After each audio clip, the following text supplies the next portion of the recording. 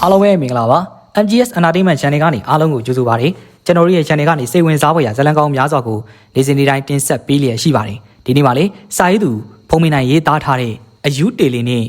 စောရဝိစာငမိုးဆိုတဲ့ဇာတ်လမ်းစာစဉ်33ကိုတင်ဆက်ပေးသွားမှာဖြစ်ပါတယ်ခင်ဗျာဇာတ်လမ်းမစတိကမှာကျွန်တော်တို့ရဲ့ MGS Entertainment Channel ကိုလည်း subscribe နဲ့အားပေးကြပါအောင်ခင်ဗျာဗီဒီယိုတစ်တိုင်းမှာသိရှိစေဖို့အတွက်လည်း notification ကောင်းလေးကိုနှိပ်သွားကြပါအောင်ခင်ဗျာအယူတေလီနဲ့စောရဝိစာငမိုးစာစဉ်33မိုးကလေးများကတပွဲပွဲနဲ့ကြာရလျက်ရှိနေတယ်။ထို့အတူပဲညတောင်ရွာအဝင်ကမြေနီလန်းကလေးစီကိုတရွရွနဲ့မောင်းနေလာတဲ့လဲကလေးမသည်ရွာအတွင်းသို့အောင်မြင်စွာနဲ့ဝင်ရောက်လာခဲ့ပြီဖြစ်လေတယ်။လဲကလေးရဲ့ပေါ်မှာပါလာတဲ့သူတွေကတော့လေလူငယ်ကလေး၃ယောက်ထို့သူလူငယ်လေးတို့ဟာသူတို့ရဲ့ခန္ဓာကိုယ်မှာကတော့မိုးမီထား၍တဆက်ဆက်ကိုတုံနေပြီးတော့အဝတ်အစားများကလည်းဆိုချွဲလျက်ရှိနေတယ်။ထို့လူငယ်၃ယောက်နဲ့အရှိဆုံးကလဲမောင်းလာသူမှာစွန့်ရွှေဖြစ်ပြီးတော့မှနောက်ကထိုင်းကနေလိုက်ပါလာသူနှစ်ယောက်ကတော့လေအိုးစီနဲ့လှဖြိုးလိုရင်ဖြစ်လေတယ်။အိုးစီအခုမင်းအိမ်ကိုအရင်မောင်းရမလားဒါမှမဟုတ်ရင်လေငါအိမ်ကိုမောင်းရမလား။နွားလေးကိုရှေ့ဆုံးကနေမောင်းရင်းကနေပြီးတော့ရှမ်းစိမ့်၍တုံတုံကြီးစကားဆူလာတဲ့စံချွေကြောင့်အိုးစီဒီလေအခုလိုမျိုးပဲစကားဆူလိုက်ရလေတယ်။ဟာငါတို့အိမ်တွေမောင်းလို့တော့ဘယ်ဖြစ်မလဲကွ။လဲဟာဘိုင်းတကြီးရဲ့လဲလေကွာသူ့အိမ်ကိုပဲမောင်းဟာအေးဟုတ်တယ်စံချွေရအိုးစီပြောသလိုပဲတကြီးအိမ်ကိုပဲမောင်းကွာလဲငါထားတာနှစ်ပတ်တောင်ကြော်ပြီးဆိုတော့အခုလောက်ဆိုရင်စိတ်ဆိုးနေလောက်ပြီကွာအမှုထက်မတိုးခင်လေးသူ့အိမ်ကိုပဲအရင်သွားမှာပဲတော်ကကြမှာကွာအိုးစီစကားကိုလှဖြိုးကလည်းထောက်ခံလိုက်ရင်းကနေအဲ့လိုပြောလိုက်မှတော့စံချွေလဲနွားလေးကိုတကြီးဥစံပါအိမ်ရှိရာသို့ဥတီကမောင်းရပါလေတော့တယ်အဲ့လိုနဲ့ပဲတိတ်မကြခင်ပါပဲစံချွေမောင်းနေလာခဲ့တဲ့လဲကလေးဟာအတော်အသင့်ကျယ်ဝန်းတဲ့တကြီးဥစံပါရဲ့အိမ်တွင်းသို့ဝင်ရောက်လာလေရာတကြီးဥစံပါတယောက်အိမ်အောက်ထပ်မှာ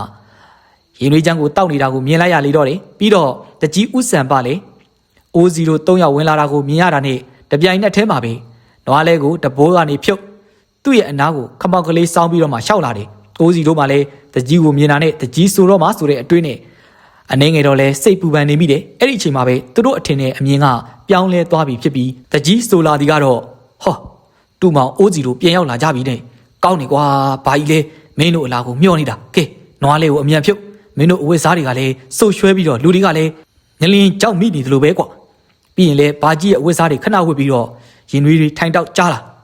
ဟုတ်ဘာကြီးကြီးကျုပ်တို့နွားတွေဖြုတ်ပြီးတော့လာခဲ့ပါမယ်အေးကောင်းပြီတူမောင်အိုးစီရဲ့ဘာကြီးအခုပဲအိမ်ပေါ်ထက်မှာအဝတ်စားတွေကိုတွားယူလိုက်ဦးမယ်လဲဖြုတ်ပြီးရင်သာအိမ်အောက်ထက်ကနေစောင့်နေ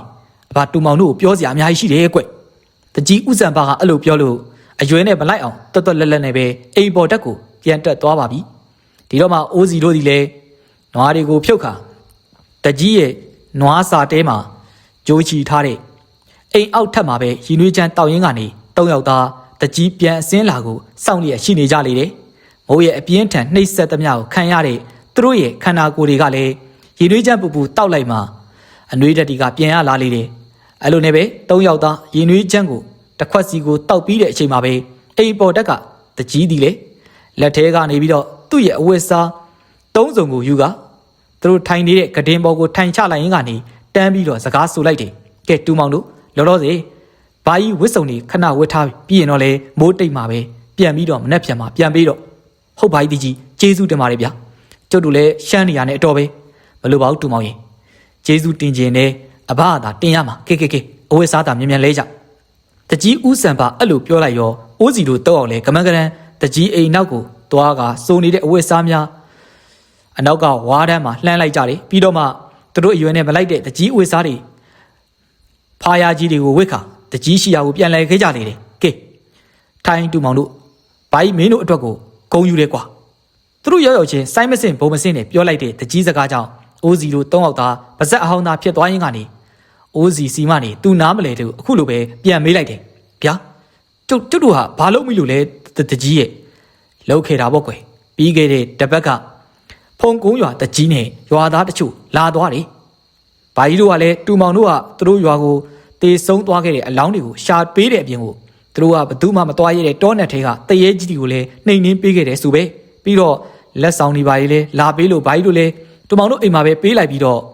့ဒါလည်းတူမောင်တို့အတွက်ဘာကြီးတို့ရွာအတွက်ဂုံတက်စီတာပဲမဟုတ်လားကွတကြီးကအဲ့လိုပြောပြီးအကျယ်တဝင်းနဲ့ရှင်းပြပြီးရှီးကျူးလိုက်တော့မှအိုးစီတို့၃ယောက်နဲ့ တစ်ချိန်လုံးစကားမပြောတဲ့ဆန်ရွှေကဒီလောက်တော့လေပပလေးပါတကြီးကကျုပ်တို့ဟာတရေကြီးကိုနှိမ်နှင်းုံနေမကဘူးမင်းစားတွေနေတဲ့တိတ်ကူတော့မှတညအိတ်ခဲ့သေးတာဗျဟုတ်တယ်ဗျကြီးကျုပ်တို့ဟာမင်းစားတွေကိုတောင်ကူညီပေးခဲ့သေးတာဟုတ်တယ်နော်အိုးစီဆန်ရွှေနဲ့လှပြိုးကသူတို့ဘလောက်အရေးပါကြောင်းတကြီးသိစီရန်ဆိုပြီးတော့မှကြွားဝါရင်းကနေသူတို့စကားကိုအတီးပြုတ်ဖို့အိုးစီကိုထောက်ခံခိုင်းတဲ့အချိန်မှာပဲအိုးစီကလည်းတစ်ချက်လောက်ပြုံးလိုက်ရင်းကနေဘုံကုန်းရွာမှာဖြစ်ပျက်ခဲ့တဲ့မြအကြောင်းစုံကိုတကြီးအားရှင်းပြလိုက်တော့တယ်အေးတူမောင်တို့လိုတတိရှိတဲ့အစွမ်းအစရှိတဲ့လူငယ်တွေဘာကြီးရွာမှာရှိနေတဲ့အတွက်ဘာကြီးလည်းဂုံတက်တာပေါ့ဒါနဲ့ဘလို့ဖြစ်ပြီးတော့ရက်20နီးပါးကိုကြာသွားရတာလေအဲ့ဒါကလည်းမောင်ကုန်းရွာကတကြီးသမီးယူနေတာကိုကျုပ်တို့ကကုပေးနေရလို့တကြီးပြီးတော့ဆန်ရွှေကမသိရင်သူလှုပ်ခါခဲ့တယ်လို့မျိုးပြောလာတော့လေလှပြိုးကမကြည်မနဲ့မျက်စောင်းတစ်ချက်ခဲခဲ့တာအချင်းရာကိုမြင်တော့လေအိုးစီကလည်းဆန်ရွှေစကားများလို့၍အမားပါမာကိုစိုးတော့ကြောင့်လက်တို့ပြီးတော့တတိပေးလိုက်ရဆန်ရွှေကလည်းပြောနေတဲ့စကားရက်လိုက်ပြီးတစ်ဆက်တည်းမှာပဲတကြီးကအခုလိုပဲဆက်ပြီးတော့မေးလာလေတယ်ပြီးတော့ဘာဆက်ဖြစ်လဲတူမောင်ဆန်ရွှေရဲ့တကြီးကထပ်မေးလာတော့ဆန်ရွှေနဲ့လှပြိုးမပြောခင်မှာအိုးစီကပဲပြောလိုက်ရတယ်ပြီးတော့ဘာမှဖြစ်ပါဘူးတကြီးရဲ့တကြီးဟောမိုးတိတ်ပြီးဗျနောက်ရက်ကြမှာပဲကျုပ်တို့တွေအသေးစိတ်ပြောပြတော့မယ်အခုအိမ်ကအုတ်ထင်းသူတွေလည်းစိတ်ပူနေမှာဆိုလို့ကျုပ်တို့တွေပြန်ခွင့်ပြုဘာကြီးတကြီးအေးကောင်းပြီတူမောင်အိုးစီကဲပြန်ကြမနေ့ပြန်ဘာကြီးဝစ်စားတွေကိုပြန်လာပြီးကြလာဟုတ်ပါကြီးဒါဆိုရင်တော့ကျုပ်တို့တွေပြန်ပြီးနော်အိုးစီတို့လည်းအဲ့လိုပြောလို့ပါဇက်ကတပြင်းပြင်းဖြစ်နေတဲ့လှဖြိုးနဲ့ဆန်ရွှေကိုအတင်းဆွဲခေါ်ကသူတို့3ယောက်သားမိမိတို့အိမ်ရှိရာကိုပြန်လာခဲ့ကြလေတော့တယ်မြာတောင်ရွာကလေးရဲ့ထမ်းမင်ကြီးရဲ့အစီရီပေါက်ရောက်နေတဲ့ကိုတာဝရဲ့ထန်းတော်အတွင်းမှာတော့လေလူများအစီရီရှိနေကြတယ်ညနေဆောင်ကန်နီးပြီးဖြစ်နေမှုလို့ကိုတာဝတီကလည်းများစွာမှာအလုပ်ဖြစ်၍ထမ်းပင်ပေါ်ကနေဆင်းလိုက်တက်လိုက်နေရှိနေတယ်အကြောင်းကတော့လေသူတို့ရဲ့ရွာသားအုံမောင်တို့လူစုတွေမကမျက်နှာစိမ်းဧည့်သည်3ယောက်တို့ဒီလေအခုချိန်မွေးရတဲ့စီးစိမ်အရသာကိုခန်းစားနေကြောင်းတော့ပင်မျက်နှာစိမ်း3ယောက်ရဲ့အသွင်ပြင်မှာအနှဲငယ်များစူးစမ်းတယ်လို့ရှိပြီးတော့မှတစ်ယောက်ကလည်းဗလာတောင်တောင်အသားညူညူကြံတစ်ယောက်ကတော့ပိန်ပိန်ပါပါအသားဖြူဖြူများတာဖြစ်လေတယ်ကိုတာဝကြီးကြားတယ်ဗျာဒီနေ့ကျုပ်တို့ကလည်းအမှုတောက်ပြီးမှပြန်ပါဗျ3အိုးသာရှဗျာထမ်းပင်အောက်မှာထိုင်ရင်းကနေကြွက်ကြော်ကိုတစ်ချက်လောက်ကြိုက်ခါပြောလိုက်တဲ့အုံမောင်စကားကြောင့်ကိုတာဝတီလည်းထမ်းပင်ပေါ်မှာဆင်းလာရင်းကနေမြူအိုး3အိုးကိုရှာပေးလို့လေးတဲ့ဒီလိုပဲတစ်ဖက်ကမျက်နှာစိမ်း3ယောက်ဒီမှာလဲထမ်းရည်ဆို၍သူတို့ကိုလည်းထက်ချပေးတဲ့အခါမှာတော့ကိုတာဝခမမှာလဲသူမနိုင်တဲ့အစိုးမှာသူရှာပေးတဲ့ထမ်းရည်အိုးမှန်သမျှအိမ်ထဲကဇနီးအားအုံမောင်တို့ရဲ့နောက်ထပ်တောင်းဆိုလာတဲ့အခါကူရှာပေးဖို့ရာစေခိုင်းလိုက်ပါလေအုံမောင်မင်းဒီနေ့အတော်လေးကိုသဘောကောင်းနေပါလားကွာကြည်ရတာမင်းကြိုက်တဲ့ကောင်မလေးစီကအဖြေရလာလို့လားဟာဒီနမပေးရတော့နော်ငါလှုပ်လိုက်ရင်နာတော့မယ်ကွာရွာတဲ့ကောင်မလေးတွေကငါဘက်ကအဖြေတောင်းစရာလားကွာအေးဒါလည်းဟုတ်သားပဲကွာဟိုတောင်းလေရမှာမဟုတ်တာဘူးကွာဘာပြောလဲကွာဟဲ့အောင်ကြောတင်မင်းငါ့ကိုအထင်သေးတယ်ပေါ့အထင်သေးတာမဟုတ်ဘူးဗျမျက်မြင်ကိုတွေ့ကြုံနေရလို့ရိုးအိမ်နေပြီကျုပ်တို့ကကိုအိုးပေါင်အပြိုငန်းရင်ကိုပါးတွေမှာကျိတ်လို့ဗျခွေးတခုတော့ကွာငါထထိုးလိုက်ရမျက်နာကတပြေသီးမဲ့တွေကထသီးနေဦးမယ်ငါအနေထားနဲ့ခါရလိုက်ပြီးတော့မှပိုးပန်းနေစရာလို့လားကွာမင်းရောက်ဖငါဟာဒီရွာမှာဘဒုရဲ့တားလဲဆိုတာကိုမေ့နေပြီလားမင်းကဦးစံမြရဲ့တားဆိုတာတရွာလုံးကသိတာပဲလေကွာဘာလို့အထူးဆန်းနေလို့ပြီးတော့ငါ့ကိုမေးနေရလေထင်ကျော်ကအုံမောင်ရဲ့အမေကိုရှာလေးလေးနဲ့ပြန်ဖြေလိုက်တဲ့အစုံမှာပဲအုံမောင်တယောက်ဒေါ်ပွားသွားပြီးတော့မှဟဲ့ဝင်းမြေဒီကောင်နှရင်တွေအုပ်ချလိုက်စမ်းကွာတရွာလုံးကအချမ်းသာဆုံးလဲပိုင်းရှင်းရတာငါဆိုတာကိုတိတိရက်နဲ့ကိုဒီကောင်ကတမင်ရစ်နေတာကွာအုံမောင်ကအဲ့လိုပြောလိုက်တော့ဝင်းမြင့်ကလည်းထင်ကျော်ရဲ့နှရင်ကိုတစ်ချက်မတာမယာအုံမောင်ကျင်းနဲ့အောင်အုပ်လိုက်ပြီးတော့မှစကားကလည်းဆိုလာခဲ့တယ်လीကဲကွာငါ့ကိုပြန်မရိုက်နဲ့ငါအုံမောင်ခိုင်းလို့လောက်တာနော်မင်းကလည်းမင်းပဲတရွာလုံးမှာအုံမောင်အဖေလောက်ချမ်းသာတာဘသူမှလည်းရှိလို့လဲကွာသူ့အစင်းနဲ့အပြိုတွေကတော့ဘလို့လုပ်ပြီးတော့ညင်းရမလဲကွာပြောလိုက်စမ်းပါဝင်းမြင်ရမင်းတို့ကခဏငါထိုင်းရီတိုက်နေတာဒီနေ့ကဒီကောင်လေကျော်ကရှည်နေတာကွာထင်ကျော်အဲ့ဒါဝင်းမြင်လက်စပဲရှိသေးတာနော်ငါတမရင်မင်းဒီထက်နာအောင်မယ်အေးငါသိပါတယ်ကွာအုံမောင်ကလည်းအေးဒါငါကြားတာဒေါ်ဟီမန်တို့ဟာမင်းတို့ထပ်ပို့ပြီးတော့ရှမ်းတာတွေဆိုပဲကွာဘာလို့လဲဆိုတော့သူတို့လင်မယားအိမ်အောင်ပြုတ်ဖို့စုထားတဲ့ငွေတို့ငွေစားတွေကအခု2ယောက်ပေါင်းပြီးတော့တိုးပွားသွားတာလေကွာဘယ်ဒေါ်ဟီမန်လေဟိုအိမ်အောင်ကြတာလေဟိုလာပိုင်းလောက်ပဲရှိသေးတယ်ဒေါ်ဟီမန်လားအေးဟုတ်တယ်လေကွာငါကြားတာသူတို့မှာမိဘအမွေတွေတော်တော်များများရထားတယ်ဆိုပဲထွီသူတို့မိဘအမွေဆိုတာငါအဖေရှမ်းတာတာနဲ့ရှင်ရင်တော့ တောင်ကြီးနဲ့ကြောက်ခဲလိုပဲဖြစ်သွားမှာပေါ့ကွာခဲတော့လဲငါ့အဖေမှာဒီရွာကိုမလာခင်ကတည်းကရွှေအိုးနှစ်အိုးစာရွှေတွေမှရှိတယ်ကွာဟမ်ဒါဆိုရင်မင်းဟာအတော်လေးကိုရှမ်းတာပေါ့နော်ဒါပေါ့ကွာငါ့အဖေဒီရွာကအမေနဲ့အိမ်အောင်ကြပြီးတော့လေအောက်ပြည်ဘက်ကအဖိုးနဲ့အဖွားဆုံးတော့ပိုင်ဆိုင်သမျှထပ်ပြီးတော့ရလိုက်သေးတယ်ငါတို့အိမ်မှာလည်းအပေါ်ဆုံးကရွှေငွေဥစ္စာလဲတွေဒီရွာမှာရှိတယ်လေအများစုကလည်း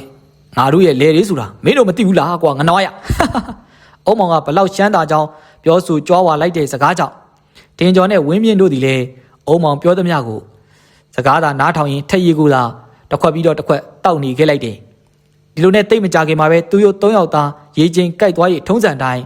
းတန်တော်ပိုင်ရှင်ကိုတာဝကိုနှုတ်ဆက်ကကြာတင်ငွေများရှင်းပြီးတော့မှရွာအတွင်းကိုပြန်ဝင်ရောက်သွားကြလေတော့တယ်သူတို့မြင်ကွင်းကနေပျောက်ကွယ်သွားသည်နှင့်ကြံနေတဲ့ညနေစိမ့်၃ယောက်တို့မှသည်လေတယောက်မျက်နှာတယောက်ကိုအတိတ်ပဲပါပါနဲ့အချက်ပြလိုက်ရင်းကနေထန်ရီဘိုးရှင်းကရွာအပြင်သို့ပြန်လေထွက်ခွာသွားကြလေတော့တယ်မြတောင်ရွာလေးရဲ့ညနေပိုင်းကလေလွန်စွာမှတိတ်ဆိတ်နေ၍ညငတ်တို့ရဲ့အတန်များပင်မကြားနိုင်တဲ့အထိအေးဆေးလိုနေတယ်ထို့သူတိတ်ဆိတ်တဲ့ညရဲ့ပကတိအလှပကိုပေါ်လွင်စေသည်ကကောင်းကင်ကလာမင်းကြီးပင်ဖြစ်၍လာမင်းကြီးမှာလည်းကောင်းကင်ရဲ့အလဲပဟိုးမှာပြေဝစွာနဲ့တာ၍ရှိနေပါလေထိုအချိန်မှာပင်လာရအောက်မှာအထင်းသားမြင်နေရတဲ့အရေးတစ်ခုဟာရွာအတွင်းကကြီးမားတဲ့တစ်ပင်ကြီးများကိုဟိုကူးဒီကူးနဲ့လှုပ်၍နေတယ်ထိုအရေးကြီးသည်ကလူပုံတရံရှိပြီးတော့သူ့ရဲ့လှုပ်ရှားပုံကကြောင်တကောင်ကဲ့သို့ပင်ဒီလိုနဲ့လူပုံတရံရှိတဲ့အရေးကြီးကဦးစံမြရဲ့အင်ကောင်မိုးပေါ်ဖွားဖွားကလေးခုံတက်သွားပြီးတော့မှတိတ်မကြခင်မှာပဲသူ့လိုပွင့်လာတဲ့ဂါးပေါက်တွင်းကိုခုံကအိမ်တွင်းသို့ဝင်ရောက်သွားခဲ့တယ်တိတ်မကြခင်မှာပဲအထုပ်တစ်ခုနဲ့အပြင်ကိုထွက်လာပြီးတော့ရွာလေးကအပြိုကြီးဒေါ်ဟေမန်ရဲ့အိမ်ကိုဝင်ကအထုပ်အပိုးများစွာဖြင့်ရွာအပြင်ကိုပြန်လဲထွက်ခါပျောက်ခွဲသွားပါတော့တယ်မြတော်ရွာလေးရဲ့မနက်ခင်းတီကအနိဋ္ဌာယုံအတန်စိုးများဖြင့်ပြည့်နေ၍စတင်နိုးထလာခဲ့ပြီဖြစ်ပါတယ်အကြောင်းကတော့လေတချိန်ကအပြိုကြီးဒေါ်ဟေမန်တယောက်ထမိန်ကိုမြောက်ခါရွာလမ်းမှာအယူတစ်ပိုင်းရှောက်ပတ်အော်နေပြီဖြစ်တယ်အရက်ကတို့ကြီးကျမကိုလည်းကယ်ကြပါအောင်ကျမတို့တော့ဘဝပြတ်ပါပြီရှင်ဒေါ်ဟေမန်ထမိန်ကိုလက်ကနေမြောက်ပြီးတော့လမ်းပေါ်မှာချက်ကြီးတငင်နဲ့ငိုကြွေးနေတယ်သူ့မျက်နှာမှာမျက်ရည်တွေကလည်းစီးကျနေပြီးမနက်အိယာနုနိုးချင်းမှာပဲအဝတ်စားတွေကလည်းဖယိုဖယဲတရွာလုံးကြားအောင်ပါဇက်ကလည်းလော်စပီကာတက်လို့ပြောနေတဲ့အချိန်မှာပဲရွာသားတွေတယောက်ပြီးတော့တယောက်သူ့အနားကိုစုယုံလာကြလေတယ်တချို့ကလည်းအိယာကထခါစားမျက်လုံးများပုတ်တက်ရင်ဒေါ်ဟီမန်ရဲ့ငိုကြွေးတံကိုအံ့အားသင့်စွာနားထောင်နေတယ်လို့ဆက်စုတက်တဲ့မိမတချို့ကလည်းမေး၍ရှိနေလေတယ်ဟီမန်ကြီးဘလို့ဖြစ်တာလဲရှင်းရှင်းလင်းလင်းပြောပါဦးသူတို့တွေဘယ်လောက်မေးမေးဒေါ်ဟီမန်ကမဖြေဘဲနဲ့သူ့ဘဝပြတ်ပြီးဝေးတာရွရွနေတယ်ဒီချိန်မှာပဲလူအုပ်ကြီးရှိရာနေရာကိုအမောတကောနဲ့တကြီးဦးစံပရောက်လာသည်ကိုမြင်တဲ့အခါမှာတော့ဒေါ်ဟီမန်တီသာဟမ်မဆောင်နိုင်ပဲတကြီးခြေတလုံးကိုပြေးဖက်ကတကြီးရဲ့မင်းညာကကိုပေသည်ပြန်မလာလို့ကျမတယောက်တည်းနေတဲ့အချိန်ကျမဘွားတော့ရေစုံမျောပါပြီရှင်ဆိုင်မစင်ဘုံမစင်ခြေတလုံးကိုဖက်ကဒေါ်ဟီမန်ရဲ့စကားကြောင့်တကြီးဦးစံပသည်လည်းထိတ်ထိတ်ပြပြဖြစ်သွားပြီးတော့ဟေးမန်နင်းယောက်ျားမရှိတော့အခွင့်ယူပြီးတော့စော်ကားသွားတာဘာလို့လဲဆိုတော့ငါ့ကိုပြောစမ်းငါရွာသားဆိုတော့အကောင်တခါတည်းပဲတက်ပစ်လိုက်မယ်ရှင်အဲ့လိုမဟုတ်ပါဘူးတကြီးရဲ့ကျမပြောချင်တာကညာကိုပေသည်မရှိတော့မှတယောက်တည်းပဲတယောက်ကအေးလေအဲ့တယောက်ကဘာလို့လဲသူများမိမကိုများကွာစော်ကားရတယ်လို့ပြောစမ်းဟိမန်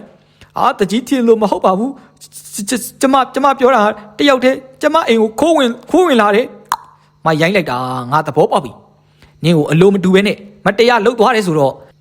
ဖြစ်ပြီးတော့လဲမချက်နဲ့တော့အဲ့ကောင်ဘာလို့လဲဆိုတာငါကိုယ်တိုင်အပြစ်ပေးမယ်ကွာအကြီးဦးစံပါရဲ့ဒေါသစကန်အစုံးပါပဲအပြိုကြီးဒေါ်ဟီမန်တယောက်မျက်နှာတစ်ခုလုံးหนีရဲ၍ဆက်ပြီးတော့ငိုချင်းမချဝင့်တော့ဘဲနဲ့လိုရင်းကိုသာပြောပါလေတော့တယ်ဒီလိုပါတကြီးရဲ့ညာကိုပေသည်မရှိတော့လေအင်ကိုတခိုးဝင်ခိုးသွားလို့ပါဟေးငါရွာမှာအခုချိန်ထိဘယ်တခိုးမှမရှိခဲ့ဘူးဟေးမန်နင်းပြောတာလေတေချာလို့လားတေချာတာမှကလားကြီးအသားမဲသလိုကွင်းကွက်ကြီးပဲရှင်အခုမနဲ့မှာပဲကျမအိမ်ကရွှေတွေငွေတွေလက်ဝဲရတနာတွေအကုန်လုံးမရှိတော့တာတိလိုက်ရတာကျမအိယာကနေနိုးတော့အိမ်မှာချုပ်ပွားနေတာကိုတွေ့လိုက်ရတာနဲ့ကြပြပစ္စည်းတွေကြည့်လိုက်တော့မရှိတော့ဘူးကျမနဲ့ကိုပေသည်တာသမီရတဲ့အခါမှာနောင်ရင်အတွက်ကိုစုစားထားတာလေအကုန်လုံးပါသွားပါပြီတော့ဒေါ်အီမန်ပြောရင်ဆိုရင်ကနေအားလို့အားမရဖြစ်ကမဘရာမြေလူတကဲ့သို့တီကောင်စားတုတ်တယ်လို့မြေမှာလူးလိမ့်၍ငိုကြွေးနေလေတော့တယ်ဒီတော့မှတကြီးဦးစံပသည်လေဟဲ့စိတ်ကူလေထိမ့်စမ်းမှာဟိမန်ဒါနဲ့မေးရအောင်မေညာကနင့်ရဲ့အင်ချန်တကားရောအိမ်တကားတွေရောပတင်းပေါက်တွေရောတေချာပိတ်ထားလို့လားပိတ်ထားပါတယ်တကြီးရဲ့ဒါမဲ့လေကျမမနက်ကစစ်ကြည့်တော့လေချန်တကားရောအိမ်တကားတွေရော ဒီတိုင်းပဲတခိုးဟာဘလို့ဝင်သွားလဲမသိဘူးဂေါ်ဟီမန်တယောက်တကြီးမေးသမျှဖြေလိုက်မြေပြင်မှာလူးလိန်ကငိုကြွေးနေတဲ့အချိန်မှာပဲအိုးစီစံချွေးနဲ့လှဖြိုးတို့သည်လည်းတကြီးအနာကိုရောက်လာတယ်အိုးစီကလည်းဒေါ်ဟီမန်ရဲ့အဖြစ်ပုံကိုကြည့်ရင်းကနေစိတ်ပကောင်းဖြစ်နေတဲ့အချိန်မှာပဲအုံမောင်တယောက်ကလည်းသူ့ဘေဦးဆန်များနဲ့အတူလူအုပ်အလဲကိုရှိနေတဲ့တကြီးချီယာကိုအပြေးလွှားခြေလန်းနေနဲ့ရောက်ချလာတယ်ရောက်ချင်းဆိုသလိုဦးဆန်များစီကတကြီးအားမျက်နာအမူအရာညှိုးငယ်စွာနဲ့သူတို့အိမ်လဲအခိုးခံလိုက်ရတဲ့အကြောင်းချင်းပြလေးရရှိနေတဲ့သူတွေအလုံးပါဇက်အဟောင်းသားကိုဖြစ်သွားလေတယ်အဲ့ချိန်မှာပဲလူအုပ်ကြီးအနီးနားကိုရှိနေတဲ့အိုးစီရဲ့နားစီတဲကိုစူးချတဲ့အတန်တစ်ခုအိုးစီကြားလိုက်ရတယ်ထိုအတန်ဒီကအိုးစီရဲ့အရှင်မင်းကြီးအယူတေလေးရဲ့အတန်ပင်ဖြစ်လေတယ်အိုးစီငါစစ်သည်ငါပြီးရင်မြိုင်းအရှင်လေးနဲ့တာဝန်မပြီးပြတ်သေးလို့ငါပြည်သူတွေကိုရွာကိုမပြန်လာနိုင်သေးဘူးကွငါပြီးရင်ဇရက်မှာရှိနေသည်ကငါပြီးရင်မဟုတ်ဒီအတွက်ကြောင့်မလို့တင်ပဲငါပြီးရင်ကိုစားဒီပြဿနာကိုဖြေရှင်းလိုက်ဟိဟာအချင်းမင်းကြီးကလည်းကျုပ်ကဘယ်လိုလုပ်ပြီးတော့တခိုးကိုဖမ်းတတ်မှာလဲဗျတဲစိတ်မပူလေးနဲ့ငါစစ်သည်ဒီတခိုးကစောရကြောင်နဲ့မော့အောင်ထားတဲ့ကောင်းပဲကွသူနာမည်အရင်ဒီကနမိုးအခုချက်ချင်းတဲလွန်စားရှာဖို့ရအပြိုကြီးအိမ်ကိုသွားကြရောငါစစ်သည်အယူသေးလေးရဲ့အတန်ကြားပြီးဒီနေ့တပြိုင်နက်တည်းမှာအိုးစီလဲအပြိုကြီးဒေါ်ဟီမန်အားပစ္စည်းပြန်ရဖို့ကူညီပေးမယ်လို့ဆိုလိုက်တယ်ဒီတော့မှအပြိုကြီးဒေါ်ဟီမန်ဒီလဲ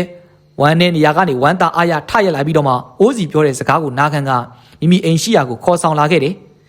တကြီးပါဝင်စံချွေလှဖြိုးအုံးပေါင်တို့တားဖာတွေမှာရွာသားအများစုကလည်းအိုးစီရဲ့အကူညီနိုင်တဲ့ဆိုတဲ့စကားကြောင့်စိတ်ဝင်စားကအနောက်ကနေလက်ခါရင်းအစောကစူညံနေတဲ့ညတောင်ရွာရဲ့မနက်ခင်းလေးမှာလည်းပြန်လဲတိတ်ဆိတ်သွားပါလေတော့တယ်ဒီလိုနဲ့အိုးစီလည်းအပြိုကြီးဒေါ်ဟီမန်ရဲ့အိမ်ချံဝင်းအပါဝင်နေရာအနှက်အယူတီလေးပြောတဲ့တခွေရဲ့တဲလုံစားကိုလိုက်ရှာလိုက်ရာအိမ်အပေါ်တက်မှာပဝါအနီတစ်ထည်ကိုသာတွေ့လိုက်ရတယ်ငါစစ်တီအဲ့ဒီပဝါကကိုသူငမိုက်သား800ကိုခံလို့ရတယ်ကွအခုချက်ချင်းပဲအုံစုံရွာကိုအမြန်သွားပြီးတာနဲ့ရွာမရောက်ခင်မှာပဲတခိုးရဲ့အသွင်ပြောင်းပြီးတော့အုံစုံရွာအနောက်ဘက်ကတောဆက်ကူသာနေလေမဆောင်ခင်မှာသွားဖို့ပြင်ပြီးတော့နောက်ကြရင်လေချီရလဲပျောက်ရေးလဲနောက်ဆိုသလိုငါပြည်သူတွေတောကရောက်လိမ့်မယ်ကွအယူတေလီရဲ့ထက်စင်စကားအစုံးပါပဲအိုးစီလဲမဆိုင်မတော့ပဝါကိုလွယ်အိတ်ကလေးတဲ့ထဲ့ရင်းကနေဒေါ်လေးဟင်မြန်နဲ့ဦးကြီးဆန်မြစိတ်မပူနဲ့ကျုပ်တခိုးနောက်ကိုရှေ့ရခံပြီးတော့ဘာကြီးတကြီးလှဲခဏတော့ငှားပြီးဗျအချိန်ကြိုင်လဲပစ္စည်းတွေကပြန်မရမှာဆိုလို့ကျုပ်အခုပဲသွားမယ်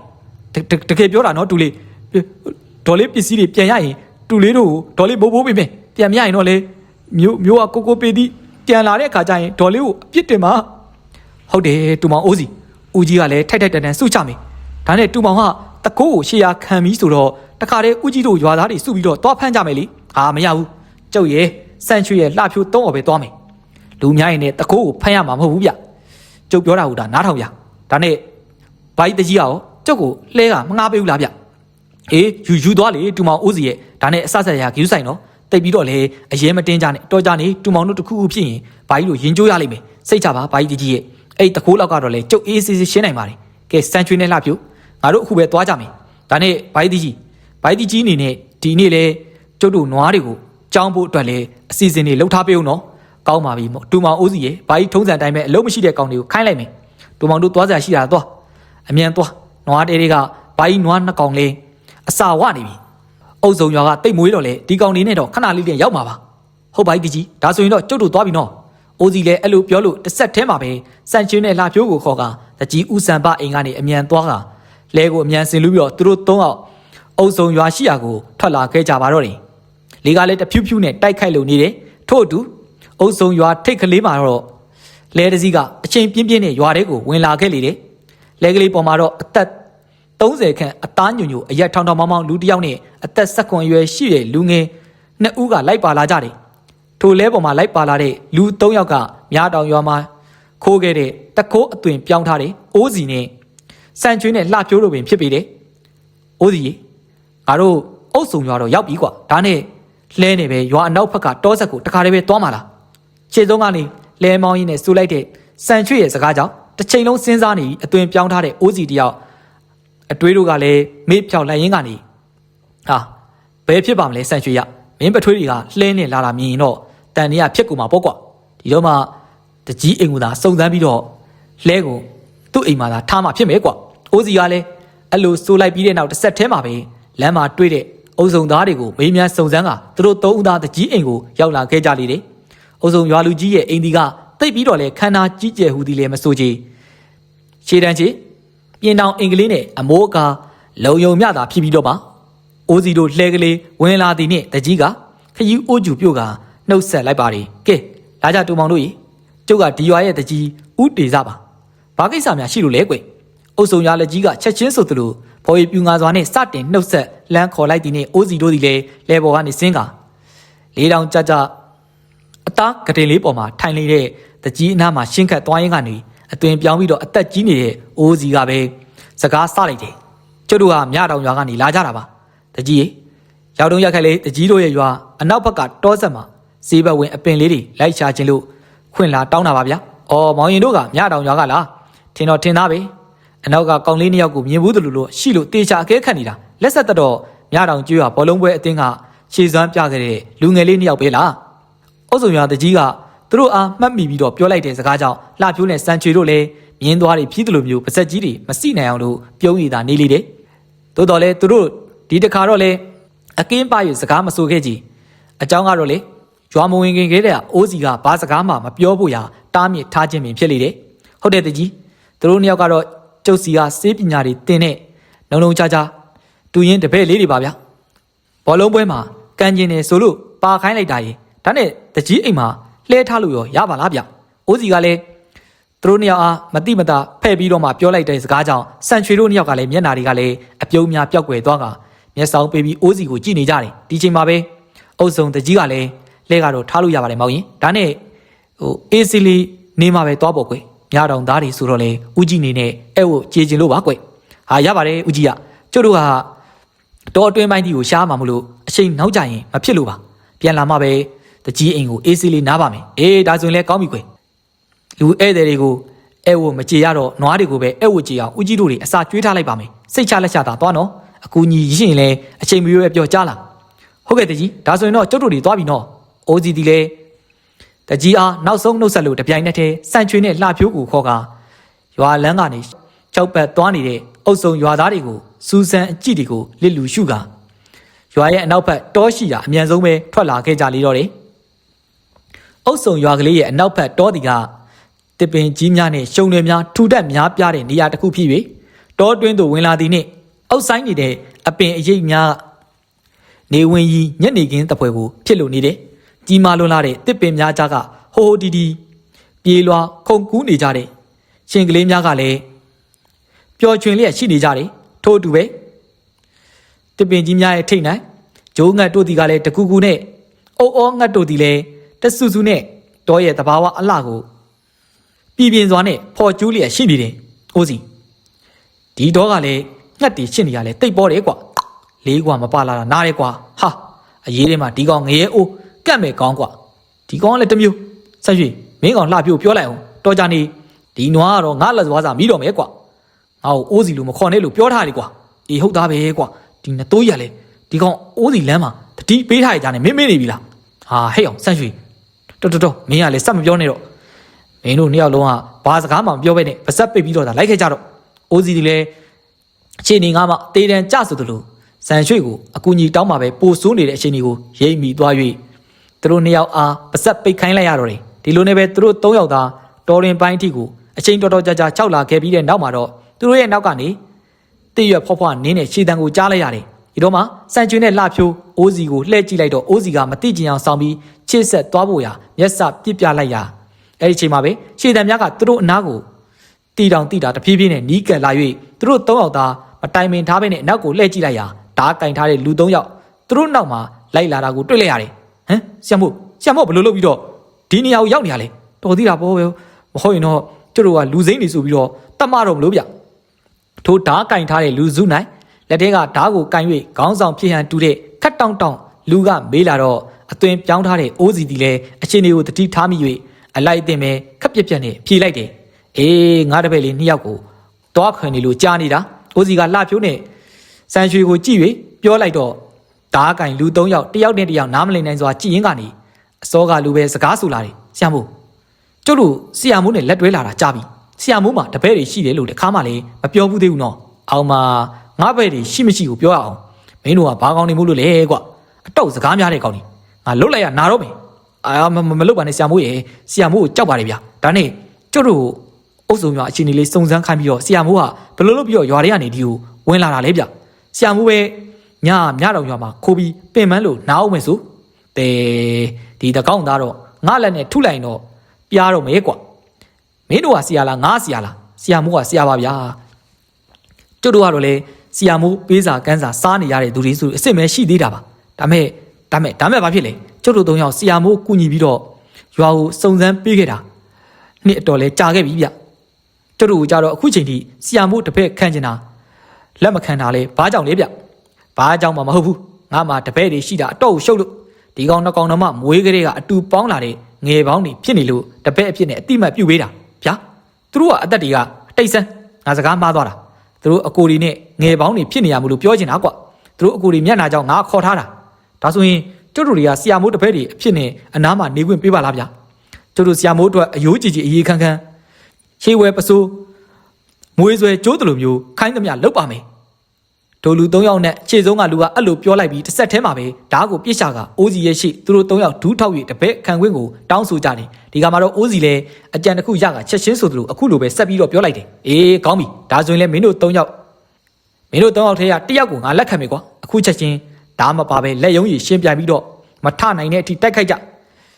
ရက်ကြံနေတဲ့သူကိုတော့ငါတပည့်ဖြစ်နေငါခတ်မယ်ကွာအိုးစီရဲ့စကားကြားတည်နေတပြိုင်တည်းဒူးထောက်နေတဲ့ 3 ယောက်တယောက်နဲ့တယောက်မျက်နှာချင်းဆိုင်ကြည့်ကထားရရက်လိုက်ကြတယ်ပြီးတော့ပိန်ပါး2 ယောက်ကချက်ချင်းဆိုသလိုစောနာကအိုးစီကိုပြောဆိုနေတဲ့ဗလတောင်းလူကို2 ယောက်ထဲက1 ယောက်အရင်ဆုံးထိုးကြိတ်လေတော့တယ်ဗလတောက်နဲ့လူမလည်းအသေးအတန်ကိုခုခံနေလေတယ်ဒါပေမဲ့လည်းတိုင်းပညာအခြေခံတက်ထားတဲ့အချင်းချင်းဆိုတော့လေ1 ယောက်နဲ့1 ယောက်ကမရှင်နိုင်ပဲပိန်ပါးလူ2 ယောက်ရဲ့လက်သီးချက်တွေနဲ့လဲကြတတိလေသွားလေတော့တယ်ဒီအချင်းရာကိုကြည့်နေရင်အိုးစီတို့တငယ်ချင်း3 ယောက်မှာကြိတ်၍ရင်းနေကြတဲ့အချိန်မှာပဲပိန်ပါးလူ2 ယောက်လေ1 ယောက်နဲ့1 ယောက်ပြန်လဲတိုက်ခိုက်ပြန်နေနောက်ဆုံးမှာတော့လေ1 ယောက်ကမှောက်ပြီး1 ယောက်သာလင်ကြံတော့တယ်ဒီတော့မှပဲအိုးစီကလည်းတော့တယ်ကွာအခုမင်းကိုငါတပည့်ဖြစ်နေခန့်လိုက်ပြီအိုးစီကထိုကဲ့သို့ပြောတဲ့အချိန်မှာပဲအပြန်လန်တိုက်ခိုက်ခြင်းကိုတန်ရာရထားတဲ့သူတွေဝမ်းသာအားရနဲ့ဒူးထောက်ကတကယ်တော့ဆရာမို့ကျုပ်ကိုတပည့်ခန့်တာဆိုတာတေချာသွားပြီလားအေးဒါပေါ့ကွာဒါနဲ့ငါမေးစရာရှိသေးတယ်မနေ့ကငါနေတဲ့နေရာကိုငါမပြန်တက်တော့လို့တော်တယ်မှာအခုမျက်စိလဲနေတာကွာမင်းရောမှတ်မိလားမှတ်မိတာပေါ့ဆရာမိုးရအခြေတက်တဲ့ခြေလန်း100လောက်သွားလိုက်ရင်ဆရာမိုးမနေ့ကအိတ်နေတဲ့ဂူရောက်ပြီလေဗျာကျုပ်ရှိကနေပြမယ်ဗျအေးကောင်းပြီကွာအဲ့ဆိုရင်ဒါဆိုလိုက်ပြအခုကနေစပြီးမင်းလဲဒီကောင်2 ကောင်နဲ့တူငါတပည့်ဖြစ်သွားပြီကွာအိုးစီကအဲ့လိုပြောလိုက်တော့တို့ပိန်ပါးလူလဲရှေ့ကနေတရင်ပြန်နဲ့ရှောက်ကလမ်းပြလေတော့တယ်အိုးစီတို့လဲအချိန်ခဏကြာပြီးနောက်မှာတော့လိုက်ရင်းကနေတနေရာရောက်မှာကျုံွယ်တွေဖုံးနေတဲ့ဂူကြီးတစ်ခုတွေ့လိုက်ရတယ်ဆရာမို့ဟုတ်တယ်မလားဒီခုအေးဟုတ်တာပေါ့ကွာမင်းတော်တယ်ကွာဒီလောက်တော်တဲ့မင်းကိုငါစုချရမှာပေါ့ကွာစံချွေးနဲ့လှပြူဒီလူကိုဝိုင်းတမမယ်ဟဲ့အိုးစီကထိုလူအားတိုက်ခိုက်ဖို့အတွက်ပြောလိုက်တဲ့ဆက်ထဲမှာပဲနားမလည်နိုင်စွာနဲ့ကြည်နေတဲ့လူကို3 ယောက်သားဝိုင်းပြီးထိုးကြိတ်လိုက်ကြလိတော့တယ်ထိုလူမှလည်းအစောကတိုက်ခိုက်ထားတဲ့ဒဏ်ရာအချင်းတွေကြောင့်အိုးစီရဲ့လက်တီးချက်စံချွေရဲ့ကိုက်ချက်လှဖြိုးရဲ့ငယ်ပါကိုစွန့်ညစ်တဲ့အမှုတွေကြောင့်မလို့အချိန်တက်ခါပါဇက်အမြုပ်တွေထွက်လို့တတိလက်သွားပါလိတော့တယ်။ကြောင်စမ်းချီမင်းကလည်းလက်သီးနဲ့မထိုးဘဲနဲ့ခွေးလူပဲကြိုက်ရလားကွာဟာလက်ကလည်းနာမဆိုးလို့ကြိုက်တာကွာအိုးစီကငါတော်သေးတယ်ကွာဒီငနွားကြတော့သူ့ရဲ့မွေးရပါဘူးညစ်ထားတာကြတော့မင်းမပြောဘူးလားကွာအောင်မဆန်းရွှေရလူတယောက်ကိုတိုက်ခိုက်ရင်ချက်ကောင်းကိုတမမှပြန်မထနိုင်မှာကွာဟုတ်တယ်မလားအိုးစီအေးပါကွာမင်းတို့နှစ်ကောင်တော်ကြတယ်ကဲပါဒီထဲမှာတခိုးရှိတယ်လို့တေးကြပြီကွာအဲ့တော့ငါတို့တွေဘယ်လိုလုပ်ကြမလဲဘယ်လိုလုပ်အောင်လဲဟာ तू က1 ယောက်တည်းငါတို့က3 ယောက်ဘာလို့ကြောက်အောင်မလဲဝင်ပြီးတော့ဖမ်းကြမယ်ကွာဟာအိုးစီစံချွေးရဲ့အကြံငါလည်းလက်ခံနေရောက်မှတော့လည်းမထူးကွာဝင်စော်ကြမယ်ဟာအဲ့လိုတော့လည်းဖြစ်မလားကွာအထဲမှာမင်းရောက်ဖက်ကနေနေရရတခိုးမဟုတ်ဘူးတော်ကြနေတော့အောင်သားမတာပေါ်ကုန်မှဒုက္ခအိုးစီရဲ့စကားကြားလိုက်ဒီမှာစံချွေးနဲ့လှဖြိုးလို့ဒီလေဘာစကောင်းမှမပြောဘဲနဲ့တိတ်ဆိတ်၍သာနေလေတော့တယ်ဒီအချိန်မှာပဲဂူတဲကနေခြောက်ချားတန်တစ်ခုက3 ယောက်သားကြားလိုက်ရတယ်ငါအဲ့နေရာကိုဘယ်ခွေးမာသားတွေကစူညံနေရလဲကွာအတန်နဲ့အတူအသက်30ခန့်လူတယောက်အပြင်ကိုထွက်လာတယ်ထိုလူဒီကအိုးစီအသွင်ယူထားတဲ့ပုံစံမှနည်းနည်းလေးမြကွဲလဲခြင်းမရှိအိုးစီကိုမြင်သည်နဲ့ထိတ်တလန့်နဲ့ဖြစ်ခါသူ့မျက်နာကိုပွတ်တက်ရင်းကနေဟမ်မင်းဘာတူလဲဘလို့လုပ်ပြီးတော့ငါနဲ့ခွဲမကြအောင်တူနေရလဲကွာအောင်မမြည်လေးရဲ့ငါမင်းရဲ့အဖိုးလေးမှတ်မိဘူးလားဘာအဖိုးလဲကွာငါမှအဖိုးလည်းမရှိဘူးချစ်ရင်လဲတိတ်နေတာကြာပေါ့အေကနာနေတော့မင်းဘာတူလဲဆိုတာင ငါတိအောင်ငါအခုပဲလုပ်မယ်ကွာစောရငမိုးဟာစကားအဆုံးမှာပဲသူ့ရဲ့ခါးကြားထဲကနေပြီးတော့လောက်စလုံးအရွယ်စားလောက်ရှိတဲ့မဲနဲ့အလုံးတစ်လုံးကိုထုတ်ခါအိုစီတို့၃ယောက်စီကိုပြစ်ပေါက်လိုက်လေမထင်မှတ်ဖဲနဲ့တိုက်ခိုက်လိုက်သည်ဖြစ်ရွာအိုစီဒီမှာလည်းကမန်းကတန်းရင်ဘက်အတွင်းပိုင်းမှာဟွက်ထားတဲ့အိစာတရဓာတ်ကိုထုတ်ဘယ်ညာ၍ရမ်းလိုက်တဲ့ဆိုရင်ပဲအလုံးလေးကတော့လေးပေါ်မှာပောက်ကွဲသွားပါတော့တယ်ထို့နောက်တစ်ဆက်တည်းဆိုလို့အမဲရောင်ငွေတွေထွက်လာပြီးအိုစီတို့၃ယောက်မှလည်းအခိုးငွေတွေကြားနစ်မြုပ်သွားခဲ့တယ်ဒီတော့မှပဲအိုစီဒီလည်းအိစာတရနဲ့အခိုးငွေတွေကိုဘယ်ညာရမ်းလိုက်တဲ့ဆိုရင်ပဲဓာတ်ကလင်းနဲ့နေထွက်စောရငမိုးရဲ့အခိုးငွေတွေလည်းပြန်လဲပြောက်ကွယ်သွားတယ်အခိုးငွေတွေမရှိတော့တဲ့အချိန်မှာပဲအိုစီရဲ့မူလအသွင်ပြန်လဲပြောင်းလဲသွားတယ်ဒီလိုမြင်တော့စောရငမိုးဆိုတဲ့သူတို့၃ယောက်ကိုကြည့်ကတဟားဟားနဲ့ရီမောလိုက်ရင်စကားဆိုလာတယ်မင်းကငါအသွင်ကိုပြောင်းနိုင်လို့အထင်ကြီးမိတာအတော်လေးကိုမှားသွားပြီပဲဒါနဲ့နို့နဲ့မစင်သေးတဲ့မင်းတို့၃ယောက်ကငါ့ကိုဖမ်းဖို့လာတယ်ဆိုပါတော့ဖမ်းဖို့လာတာမဟုတ်ဘူးဗျဖမ်းကိုဖမ်းမှာအော်အဲ့လိုလားကောင်းပြီလေကောင်းပြီကွာမင်းမှလည်းပညာလေးတွေကလည်းနည်းနည်းပါးပါးတက်တာပဲကွာဒါပေမဲ့လေမင်းသိထားဖို့ကငါကတာမန်တခိုးတော့မဟုတ်ဘူးနော်အောင်မှာခမရတခိုးကတခိုးပဲပေါ့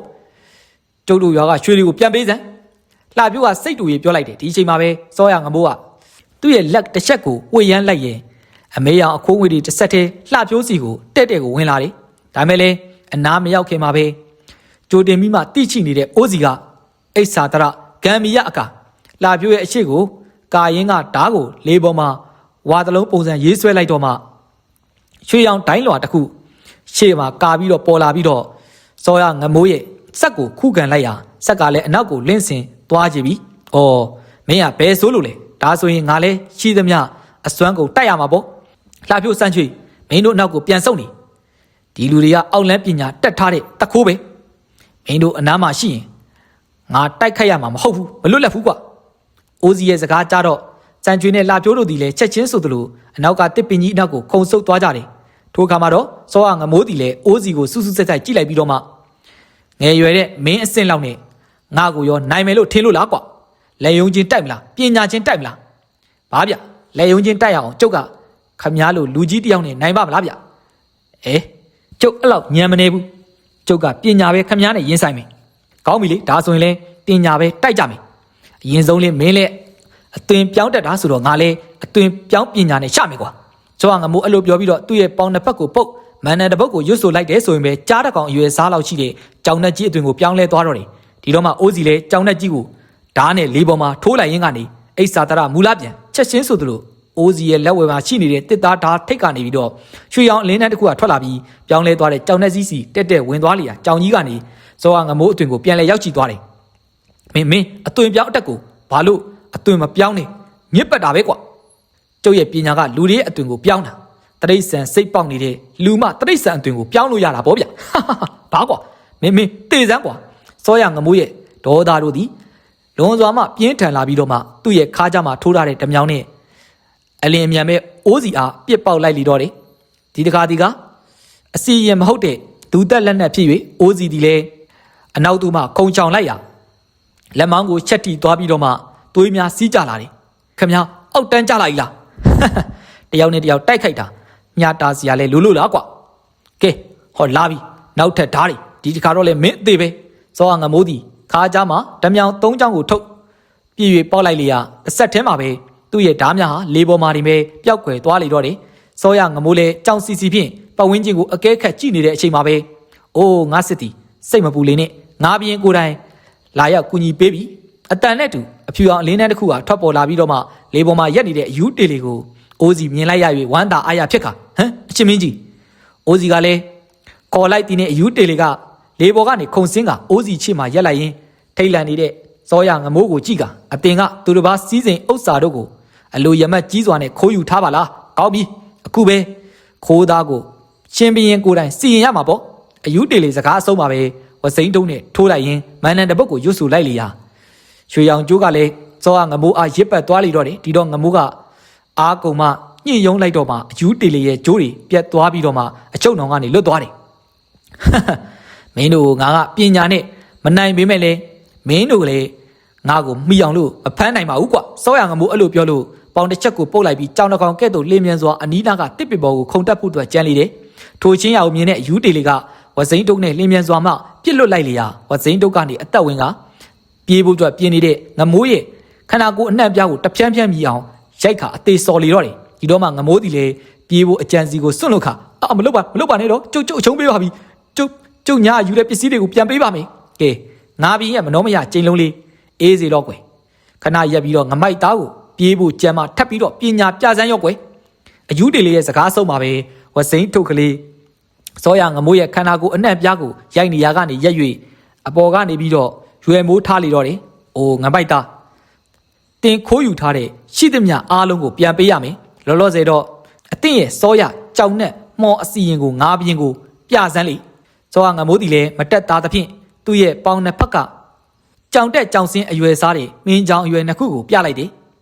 ထိုရုပ်လေးများမှလည်းအသက်ဝင်တကဲ့သို့ရှိနေပြီးတော့မှမျက်လုံးများသည်ကหนีရဲ၍ကြောက်စရာကောင်းအောင်အသက်ဝင်လာတယ်အိုးဤဒီကရုပ်ညံသောအောက်လန်းပညာနဲ့တခိုးအစီရင်ပဲလားတရဝါတို့ကိုညင်ပန်းနှိပ်စက်ရန်အတွက်သာလျှင်အတုံးကြသောပစ္စည်းငါပြင်းဤအစီရင်ကိုဖျက်ဆီးပြစ်မယ်အယူသေးလေးကထိုကဲ့သို့ဆို၍တစ်ဆက်ထဲမှာပဲစောရငမိုးကိုရွယ်မိုးထားတဲ့ဝစိန်တုပ်ဖြင့်ထိုကြောင်ရုပ်နှုတ်ရုပ်ရှိတဲ့ပေါင်နှစ်ဖက်ကိုရိုက်ချလိုက်ရာပြာမုတ်ကဲ့သို့ချက်ချင်းပြောက်ကွယ်သွားလေတော့တယ်ကျွန်တော်အစီရင်တော့ပါပြီဗျာတဲတိတ်ဆန်းအခုငါပြင်းတင့်အားတပွဲတို့အစီရင်ပေးလိုက်မယ်အခုချက်ချင်းမြားတော်ကပစ္စည်းတွေတခြားရွာကိုယူထားတာတွေပြန်ပေးရမယ်မရှိတော့ဘူးအိုးကွယ်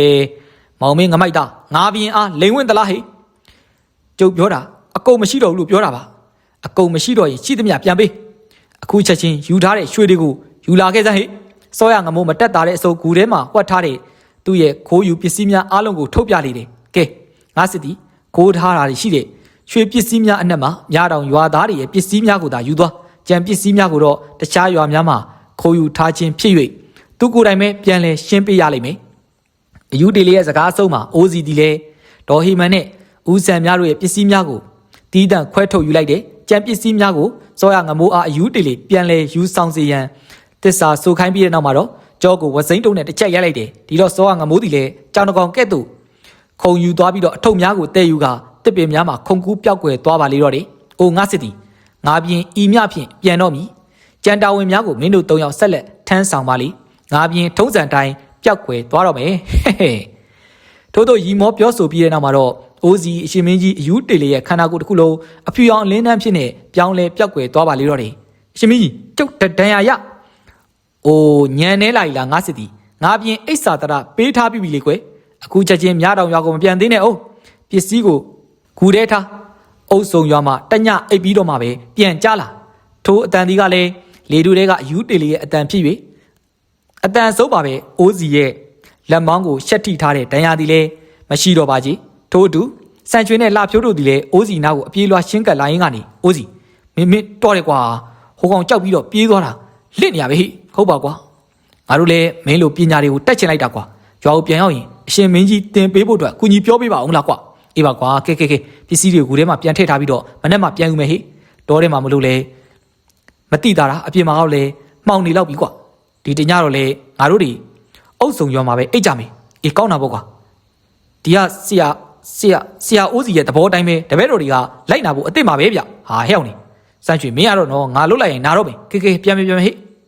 ဤတို့နဲ့အိုးစီတို့တငယ်ချင်း၃ယောက်တောထဲကနေပြန်ထွက်လာခဲ့ကြလေတော့တယ်အခုတင်ဆက်ပေးခဲ့တဲ့ဇာတ်လမ်းကတော့စာရေးသူဖုံးမင်းနိုင်ရေးသားထားတဲ့အယူတေလီနဲ့စောရဝိစာငမိုးဆိုတဲ့ဇာတ်လမ်းစာစဉ်33ပဲဖြစ်ပါတယ်ခင်ဗျာနောက်နေ့မှာလေကျွန်တော်တို့ရဲ့ MGS Entertainment Channel ကနေစိတ်ဝင်စားဖွယ်ရာဇာတ်လမ်းကောင်းများစွာနေ့စဉ်နေ့တိုင်းတင်ဆက်ပေးသွားအောင်မှာမို့စောင့်မျှော်နားဆင်ပေးကြပါအောင်ခင်ဗျာနားဆင်ပေးခဲ့သူအားလုံးကိုကျေးဇူးအထူးတင်ရှိပါတယ်ခင်ဗျာ